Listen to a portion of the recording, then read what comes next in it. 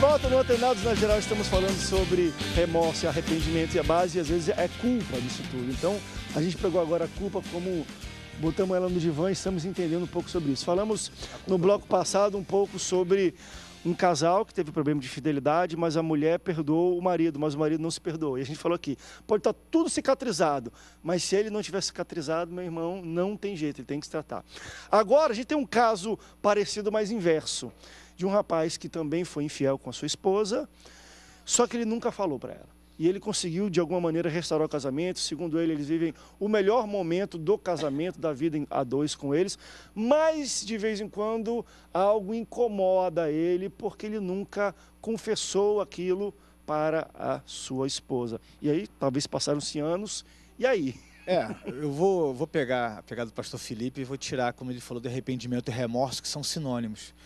Mas eu vejo até divindade nisso, são sinônimos imperfeitos. Irmão, reconheça a sua imperfeição, entenda isso, que você cometeu um erro. Agora é uma questão de você com relacionamento com Deus, bota o joelho no chão, conversa com Deus sobre isso, lança sobre ele essa sua ansiedade que você tem, viva o melhor momento do seu relacionamento e continue vivendo dia após dia feliz. É uma questão sua com Deus, se relacione com Ele, se perdoe, que o Senhor há de curar essa ferida que você causou a si mesmo.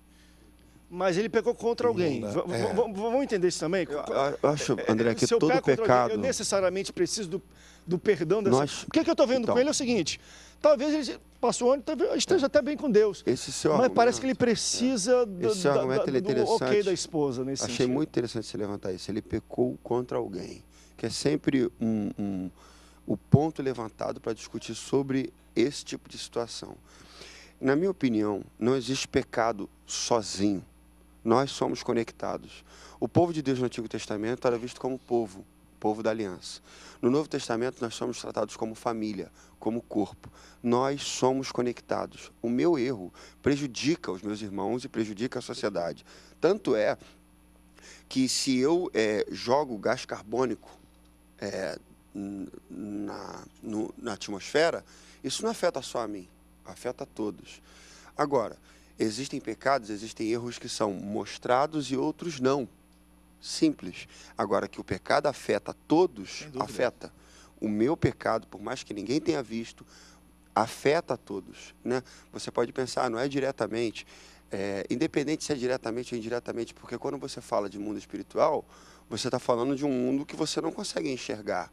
Então, o que seria direto e o que seria indireto? Aí essa análise, ela fica muito perdida, né, as conexões para compreender isso. Eu acho o seguinte, primeiro que cada caso tem que ser analisado no seu particular.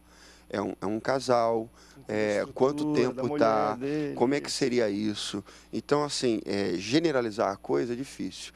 Agora, por exemplo, ele quando diz, eu estou bem, mas às vezes eu tenho a necessidade de falar. Então, isso mostra que, de repente, ele não está tão bem assim. Está entendendo? Ele não está tão bem assim. Então a solução é falar? Eu não acho que é assim. Eu não acho que esse processo terapêutico vai ser solucionado só pelo simples fato dele pegar essa catástrofe que foi na relação, essa bomba que foi, pegar essa bomba e agora, olha, isso aconteceu há muito tempo atrás, toma que o filho é teu, resolve aí, sabe? Eu não sei se esse processo de cura vai acontecer. Eu acredito, como o pastor Rafael estava dizendo, que na relação que ele talvez tem com esse sentimento Deus, de culpa, exato, ele vai passar também para ela. Tem uma dificuldade de palavras aí, por exemplo, que eu gostei muito da doutora Sueli falando sobre, que às vezes a gente pede desculpa para outra pessoa, e pedir desculpa para outra pessoa por favor, tira a minha culpa, né? Agora, quando você pede perdão para a pessoa, aí você está assumindo a sua culpa e as coisas são transformadas e renovadas. Né? Apesar de Deus ser um Deus de todos, ele é pessoal. Então, quando a gente trata o pecado como generalizado, nós estamos agindo contra o Deus que se torna pessoal. Apesar de termos os mandamentos da Bíblia, não matarás, não adulterarás, que continuam sendo pecado, independente de como nós cometemos, a gente precisa sentar. Nesse caso, em particular, eu chamaria o casal para tomar um café. Se eu não os conhecesse, eu tentaria observar como que são as reações dessa mulher e como que são as reações desse marido. Segundo, eu não sei se isso que o incomoda é justamente o desejo de ter o ok da esposa. Pode ser simplesmente a presença do Espírito Santo como um espinho na carne para que ele não caia novamente. Pode ser. Verdade. Pode ser trazer a memória, porque isso é a manifestação da graça de Deus. Mostrar sempre a nossa humanidade miserável, corrupta, trazendo a memória para dizer, olha, se você der trela, você vai cair de novo. Então não dê trela. Então deixa a minha graça te bastar, né? Exatamente isso. Então se ele diz, hoje o meu casamento vive na plenitude dele, olha que maravilha, querido. Como é difícil ter um casal que vive na plenitude do seu casamento. Como é difícil a gente ter alguém que diga, olha, eu estou vivendo o meu melhor momento. Isso é raro. Se o seu melhor momento significa que você age assim, porque você passou a amar mais a sua esposa, porque você descobriu que ela é o seu jardim mais verde, e a presença do Espírito Santo te incomoda justamente para você manter fiel, continue na sua fidelidade. E se a sua esposa, se é uma mulher de oração, é uma mulher piedosa, Deus vai acalmar o coração dela. Mas isso a gente só sabe vendo. Então, a priori, pastor, o senhor falou um monte de coisa, mas o senhor não disse, conta ou não conta? André, eu acho que Eu acho que nesse caso, eu agiria mais com a presença do Espírito Santo. Eu diria, guarda para você, que o Espírito Santo te conduza no caminho da fidelidade. Agora, se realmente ela é uma mulher piedosa, e ele fala, pastor, eu preciso contar para ser feliz. Eu prepararia o casal e prepararia ela para receber a notícia. Eu não posso jogar essa bomba no colo dela e dizer, se vira, tchau.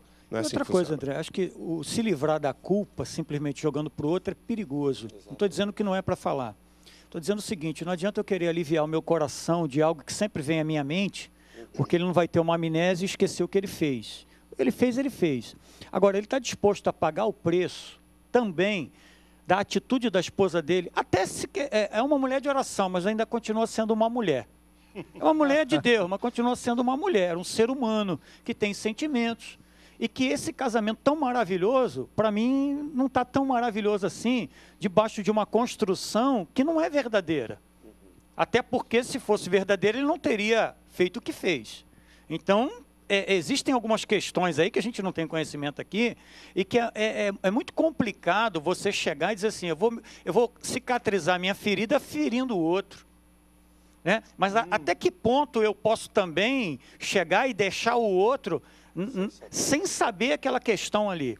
Então eu tenho que estar disposto também, se eu quero ser cicatrizado, eu estou disposto a pagar o preço de que ela, tomando conhecimento, ela tenha liberdade de chegar e passar. Eu tive se me permite, uma experiência de um casal que 25 anos, né, mais de 30 anos, ela viveu 25 anos traindo o esposo. E ela chegou para o esposo e disse assim, ela chegou para o pastor, chegou para mim e falou assim, pastor, olha só, eu estou disposta até se ele quiser se separar de mim, mas eu preciso falar isso com ele.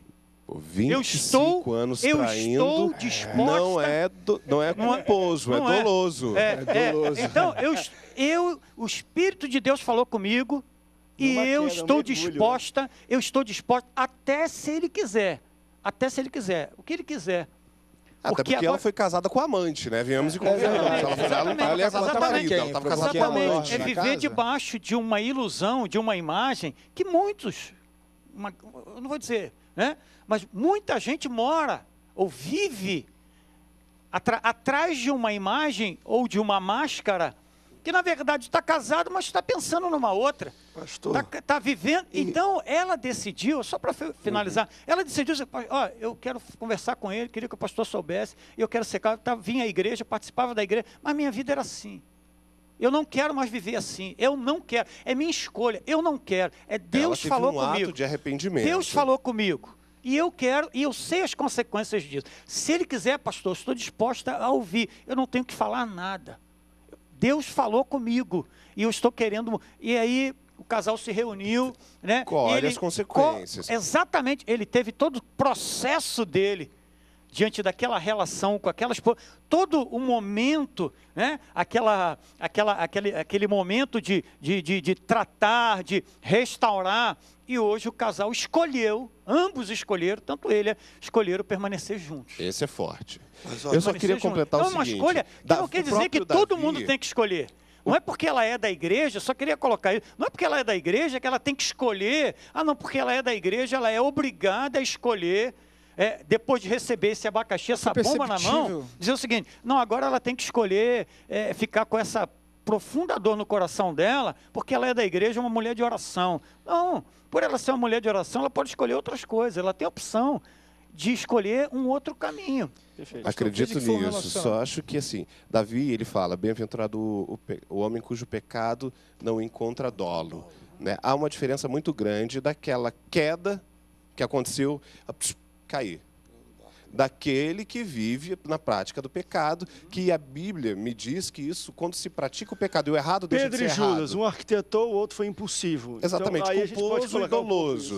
Mas aquele que... Pode estar sendo usado pelo mal. Exatamente, mas existe, quando se fala em culposo, quando o mal deixa de ser mal na cabeça da pessoa, quando o errado deixa de ser errado na cabeça da pessoa e passa a ser certo, que se chama iniquidade, a cauterização do cérebro, a palavra de Deus me diz em Mateus 7, a partir do versículo 20, que essas pessoas não herdarão o reino dos céus, independente de como elas agem. Vamos para o rápido intervalo que eu quero falar sobre isso, que tem uma pergunta aqui, o pessoal da internet está falando.